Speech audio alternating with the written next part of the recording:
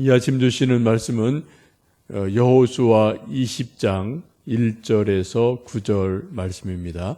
구약 성경 350면 여호수아 20장 1절에서 끝절까지 함께 합독하시겠습니다.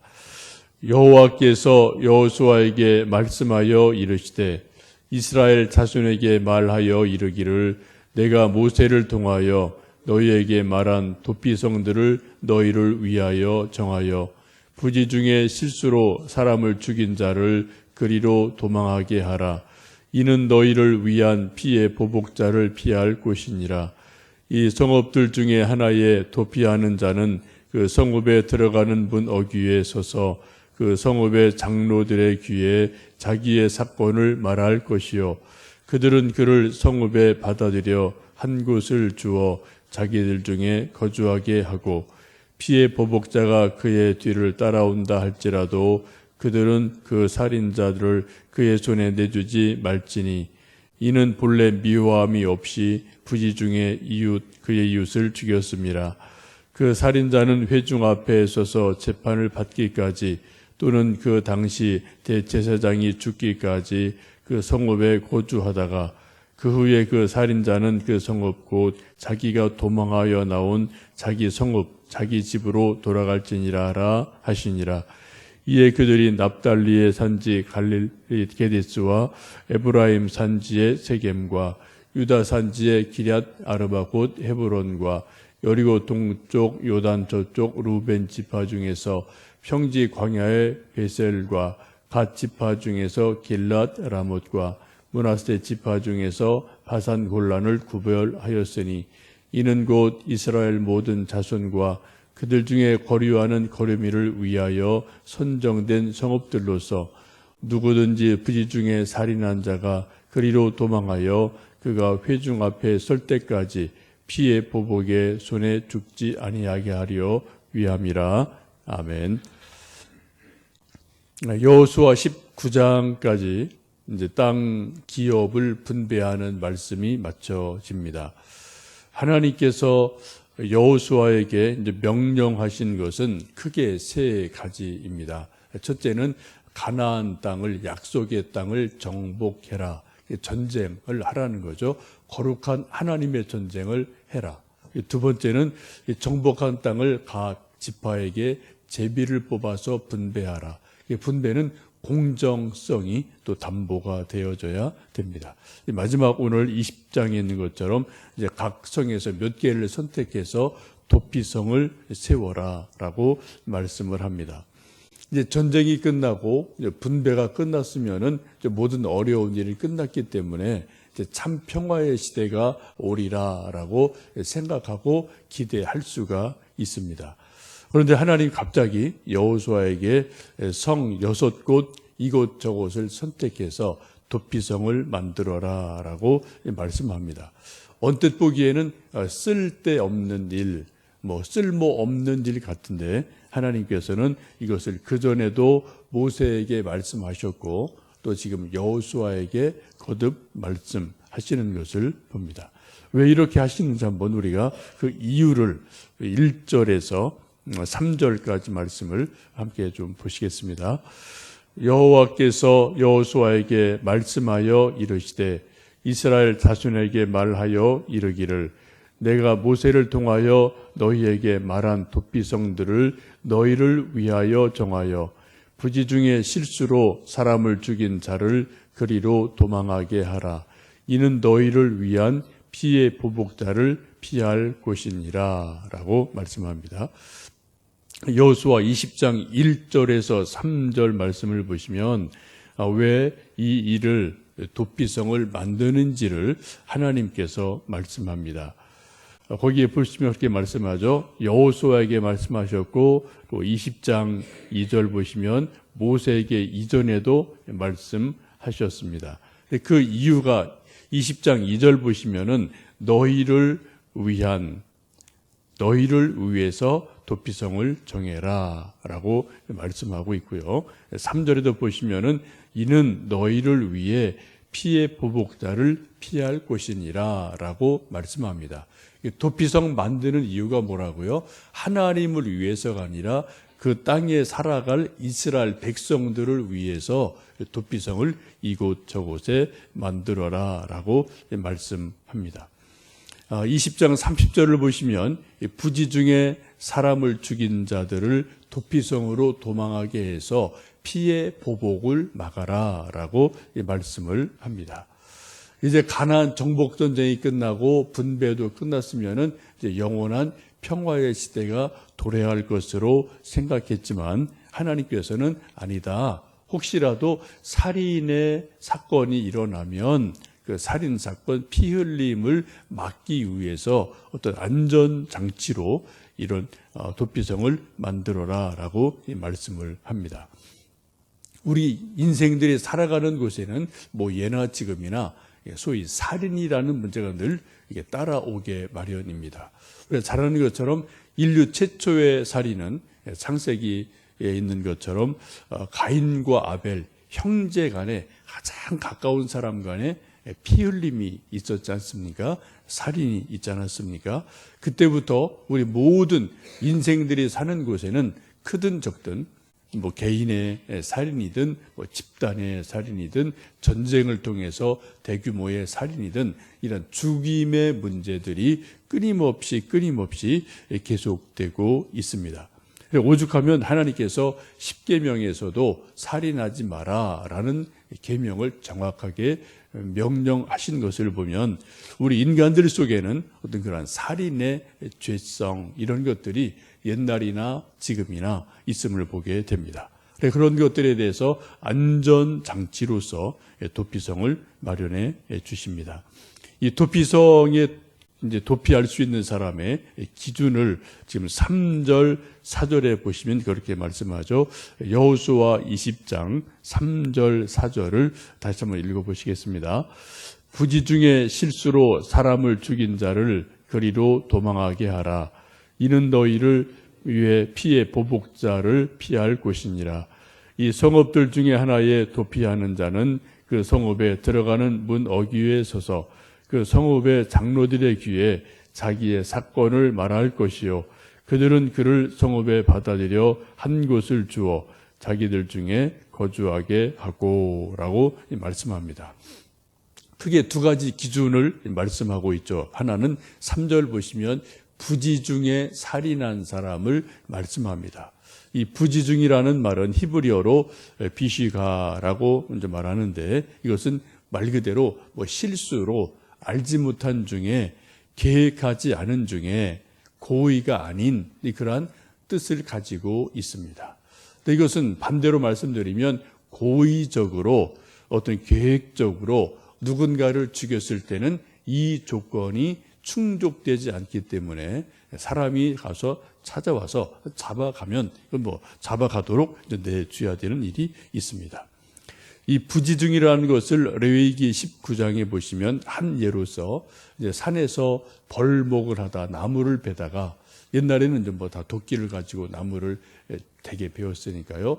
이 도끼 자루에서 도끼 날이 휙 빠져서 옆에 있던 친구를 머리를 때려서 만약 죽었다. 이건 뭐 부지중에 정말 실수로 일어난 일로 보여야 되지 않겠습니까? 이런 경우에 해당된다고 말씀을 합니다.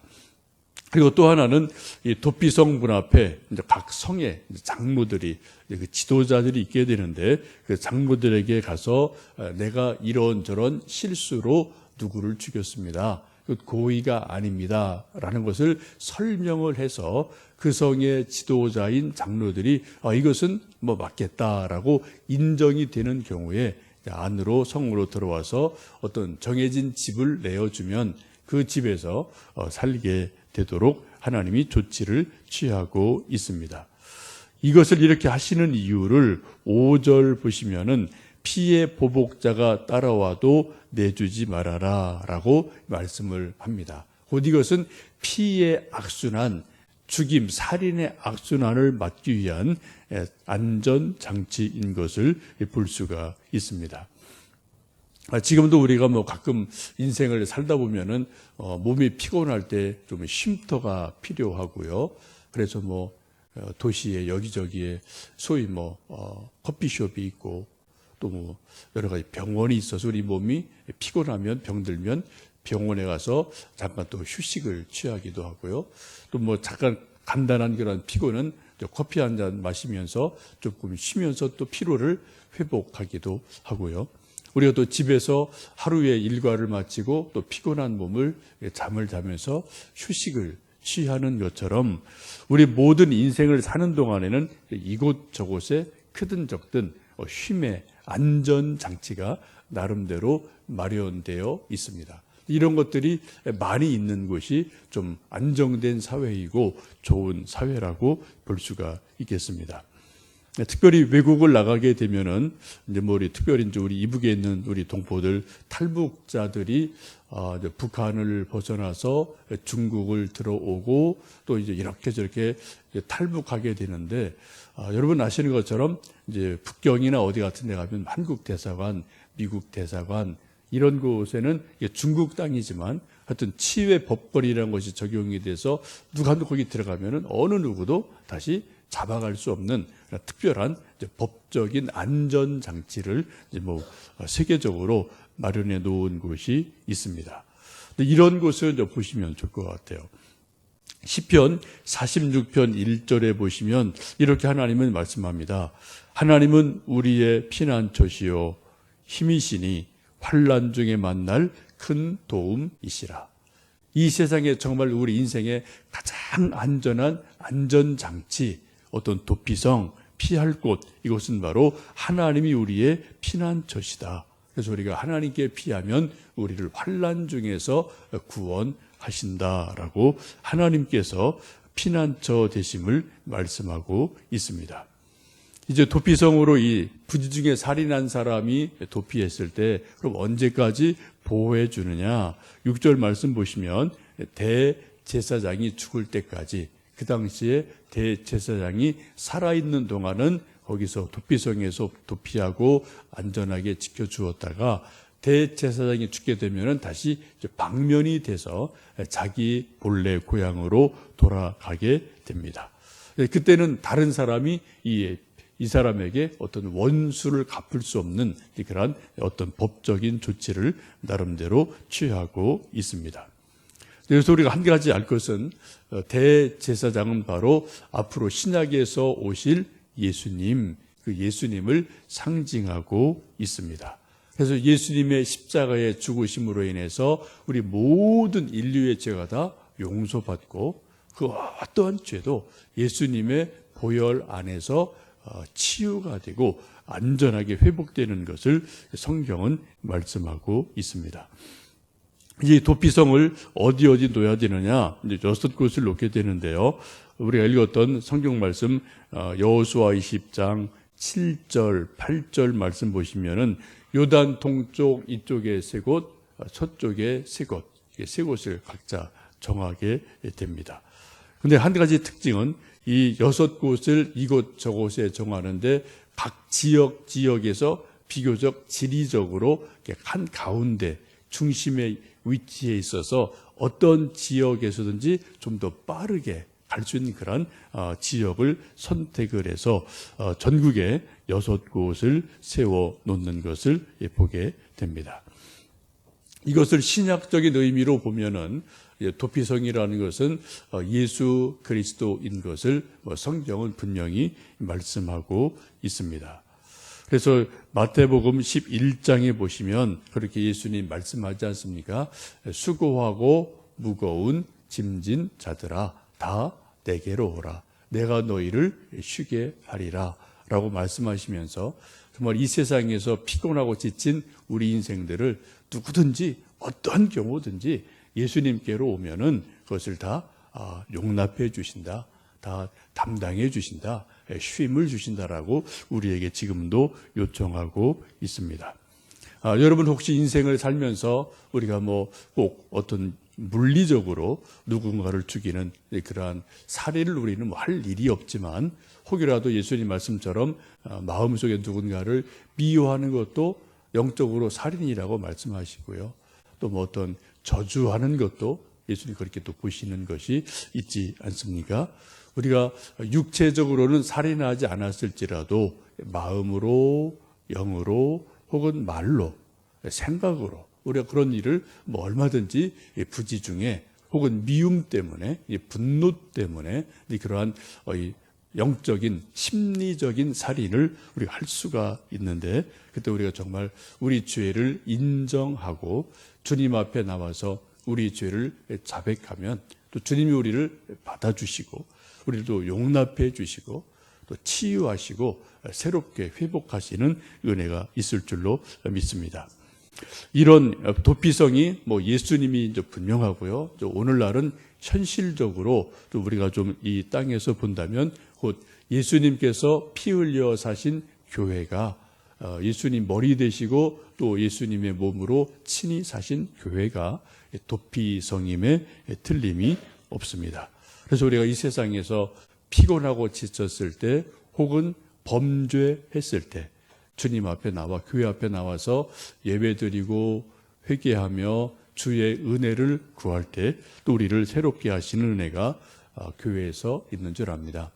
여러분, 우리 세우신 하나님의 집 교회, 또 우리에게 주신 평화의 안식처인 집, 이런 것이 예수님의 이름으로 도피성이 되어서 우리 피곤한 몸과 영혼이 쉼을 얻고 또 새 힘을 얻는 놀라운 역사가 있도록 여러분 섬기시는 교회에 의해서 기도하시고요.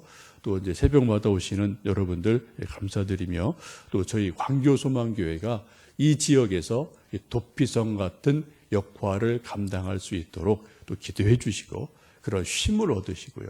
가정에서 또 그런 은혜를 누리시는 귀한 은혜가 있기를 간절히 원합니다. 함께 기도하시겠습니다.